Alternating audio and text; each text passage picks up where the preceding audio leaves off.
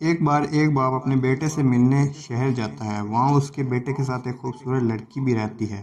تینوں dinner table پر بیٹھ جاتے ہیں۔ پاپا، بیٹا تمہارے ساتھ یہ لڑکی کون ہے؟ بیٹا: پاپا، لڑکی میرے روم پارٹنر ہے اور میرے ساتھ ہی رہتی ہے۔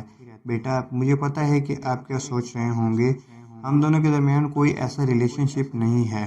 پاپا، ہم دونوں کے کمرے بھی مختلف ہیں اور ہم الگ الگ سوتے ہیں، ہم لوگ صرف اچھے دوست ہیں۔ ایک ہفتے کے بعد لڑکی: سنو، گزشتہ سنڈے تمہارے پاپا نے جس پلیٹ میں ڈنر کیا تھا وہ پلیٹ غائب ہے۔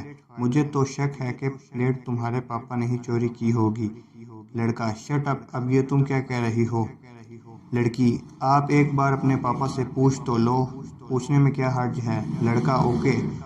آدمی اپنے پاپا کو ای میل لکھ کر بھیجتا ہے: ڈیئر پاپا، میں یہ نہیں کہہ رہا ہوں کہ آپ نے پلیٹ چوری کی ہے، اور میں یہ بھی نہیں کہہ رہا ہوں کہ آپ نے پلیٹ چوری نہیں کی۔ اگر آپ پلیٹ لے گئے ہیں تو اسے واپس کر دیں، کیونکہ یہ پلیٹ اس لڑکی کی ہے۔ اس کے پاپا اسے 1 گھنٹے کے بعد جواب دیتے ہیں: ڈیئر بیٹا، میں یہ نہیں کہہ رہا ہوں کہ تمہاری روم پارٹنر تمہارے ساتھ سوتی ہے، اور میں یہ بھی نہیں کہہ رہا ہوں کہ وہ تمہارے ساتھ نہیں سوتی۔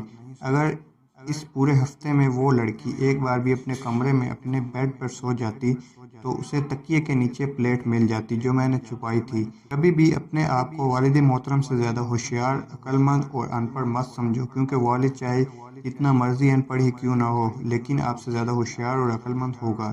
اس لیے اپنے والدین کی قدر کرو اور انہیں عزت دو۔